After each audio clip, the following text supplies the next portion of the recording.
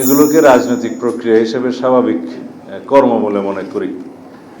সামনে নির্বাচনকে সামনে রেখে বিভিন্ন রাজনৈতিক দল তাদের রাজনৈতিক বক্তব্য এবং নির্বাচনী কৌশল মাঠে ময়দানে এবং আলোচনার টেবিলে তাদের কৌশল অনুযায়ী উপস্থাপন করবে, এটাই স্বাভাবিক।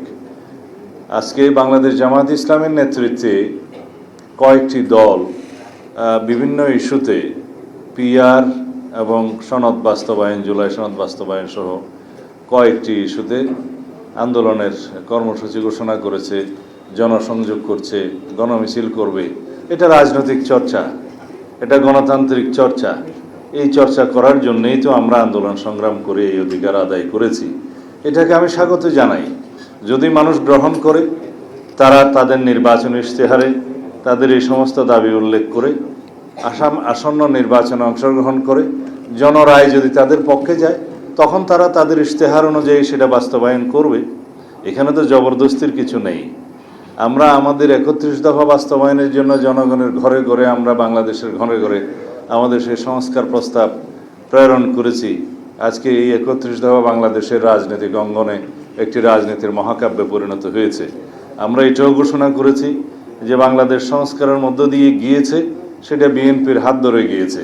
গণতান্ত্রিক সংস্কার হয়েছে, সাংবিধানিক সংস্কার হয়েছে, উন্নয়নমুখী সংস্কার হয়েছে, নারীদের অংশগ্রহণের বিভিন্ন ক্ষেত্রে নারীর ক্ষমতায়নের জন্য যে সংস্কার হয়েছে, এসব কিছুই বিএনপির রাজনৈতিক সংস্কারের ইতিহাস, সরকারের সময় গণতান্ত্রিক সংস্কারের ইতিহাস, সাংবিধানিক সংস্কারের ইতিহাস, বহুদলীয় রাজনীতি প্রবর্তনের ইতিহাস। সুতরাং এই সংস্কারগুলো চলমান প্রক্রিয়া। সংস্কার শুরু হয়, সংস্কার কখনো শেষ হয় না, এবং সংস্কার ততদিন চলবে যতদিন মানব সভ্যতা বিরাজ করবে, যতদিন বাংলাদেশের স্বাধীনতা সার্বভৌমত্ব থাকবে, যতদিন বাংলাদেশের ইতিহাস ঐতিহ্য জনগণ থাকবে। সংস্কারের মধ্য দিয়েই সভ্যতা যায়। সুতরাং কেউ যদি মনে করে এই সংস্কার এখানেই শেষ এবং এই সংস্কার বাস্তবায়নের মধ্য দিয়ে আর কোনো সংস্কার করতে হবে না, সেটা তাদের ভ্রান্ত ধারণা। যারা আজকে পিআর করছে, তাদের উদ্দেশ্য শুধু বলি, যে কয়টা রাজনৈতিক দল নিয়ে আপনারা মাঠে এই সমস্ত বক্তব্য দিচ্ছেন, তারা কারা এবং তাদের সাথে আপনারা যা আন্দোলন করছেন, প্রকাশ করুন তাদের 2024 সালের 7 জানুয়ারিতে কি ভূমিকা ছিল। আমরা জানি আপনাদের অন্তর্ভুক্ত একটি রাজনৈতিক দল, নাম নেব না, আপনারা খুঁজে বের করবেন। তারা জানুয়ারির 7 এই যে আমিডামি নির্বাচনে 2024 সালের 7 জানুয়ারিতে অংশগ্রহণ করেছে। তারা আপনাদের দোসর হয় কিভাবে আন্দোলনে? যারা বিগত 16 বছরে ফ্যাসিবাদী শাসন আমলে বাতাস করেছে আওয়ামী লীগের সমস্ত কর্মকাণ্ডে, তারা আপনাদের আন্দোলনের শরিক হয় কিভাবে? যে দেশের মানুষ সর্বশেষ জরিপ অনুযায়ী 56% মানুষ পিআর পদ্ধতি কি তাই বুঝে না, সেই জায়গায় 70% লোক নাকি পিআর চায়। সেই পরিসংখ্যান তো আমরা মানতে পারি না।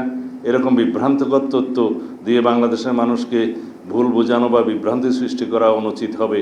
যে সমস্ত রাজনৈতিক দল নিজস্ব রাজনৈতিক স্বার্থে, জাতীয় স্বার্থকে জলাঞ্জলি দিচ্ছে, দেশের স্বার্থকে, জনগণের স্বার্থকে জলাঞ্জলি দিচ্ছে হীন রাজনৈতিক উদ্দেশ্যে, তাদেরকে বলবো, আপনারা বাংলাদেশের জনগণের স্বার্থে সঠিক রাস্তায় ফেরত আসুন, জনগণকে বিভ্রান্ত করবেন না।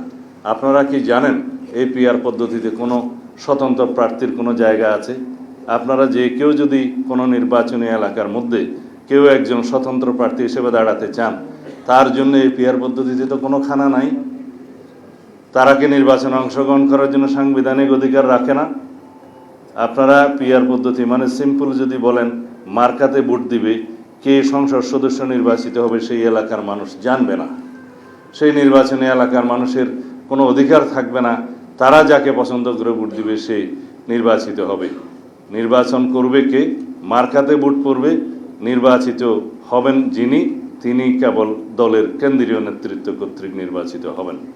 দলের প্রেসিডেন্ট, সেক্রেটারি অথবা আমির সাহেব অথবা মজলিসের শোরা নির্ধারণ করবে কোন এলাকায় কে নির্বাচিত হবেন। সেই হিসাবে বাংলাদেশের মানুষের গণতান্ত্রিক অধিকার তো নিশ্চিত হলো না। সেই পদ্ধতিকে আমরা চাই। বাংলাদেশের মানুষ যেই পদ্ধতি 56% মানুষ বলে বুঝেই না, সেই পদ্ধতিকে আমরা চাইতে পারি? বাংলাদেশের সামনের দিনে যে জন্য আমরা গত 16 বছর আন্দোলন সংগ্রাম করেছি, যে অধিকার ফিরে পাওয়ার জন্য, ভোটের অধিকার ফিরে পাওয়ার জন্য, সেই অধিকার প্রয়োগের জন্য বাংলাদেশের জনগণ আমরা সবাই উন্মুখ হয়ে আছি। এই অধিকার প্রয়োগের মধ্য দিয়েই বাংলাদেশের গণতান্ত্রিক যাত্রা কার্যকরভাবে শুরু করবে। এই অধিকার বাস্তবায়নের মধ্য দিয়েই, এই ভোটাধিকার প্রয়োগের মধ্য দিয়েই বাংলাদেশের জনগণ স্বাধীনভাবে আগামীতে একটি রাজনৈতিক সরকারকে ক্ষমতায়ন করবে। যারাই পার্লামেন্টে যাবে তাদের দায়বদ্ধতা থাকবে এবং আগামী দিনে যে সমস্ত সংস্কার কর্মসূচিতে আমরা বাস্তবায়নের জন্য জাতীয় ঐক্যমত্য কমিশনে একমত হচ্ছি, সেগুলো বাস্তবায়নের জন্য তারা দায়বদ্ধ থাকবে, প্রতিশ্রুতিবদ্ধ থাকবে। এখন কথা উঠছে যে এই সনদ বাস্তবায়নের ভিত্তিতেই নাকি আগামী নির্বাচন অনুষ্ঠিত হতে হবে। অবশ্যই যে সমস্ত প্রতিশ্রুতিসমূহ জাতীয় ঐক্যমত্য কমিশনের মাধ্যমে সবাই মিলে ঐক্যমত্য হয়েছে, সেগুলো বাস্তবায়িত হয়েই যাচ্ছে। শুধুমাত্র সংবিধানের অংশটুকু, যে অংশটুকু বাস্তবায়নের জন্য পরবর্তী পার্লামেন্টের প্রয়োজন এবং সংবিধান সংশোধনের নির্ধারিত প্রক্রিয়া প্রয়োজন, সেই অংশগুলোতে প্রতিশ্রুতি বাস্তবায়নের জন্য পরবর্তী জাতীয় সংসদকেই দায়িত্ব দিতে হবে। এটা হচ্ছে আমাদের বক্তব্য। কেউ কেউ বলছে এই দাবি এখনই বাস্তবায়ন করতে হবে কনস্টিটিউশনাল অর্ডারের মধ্য দিয়ে। এখানে সুস্পষ্ট বক্তব্য হচ্ছে কনস্টিটিউশনাল অর্ডার কে জারি করবে, কে বাংলাদেশের জনগণ কাকে ক্ষমতা দিয়েছে, সেটা কোন ফোরামে জাতীয় সংসদ ছাড়া এই সংসদ পরিবর্তন করা যায়।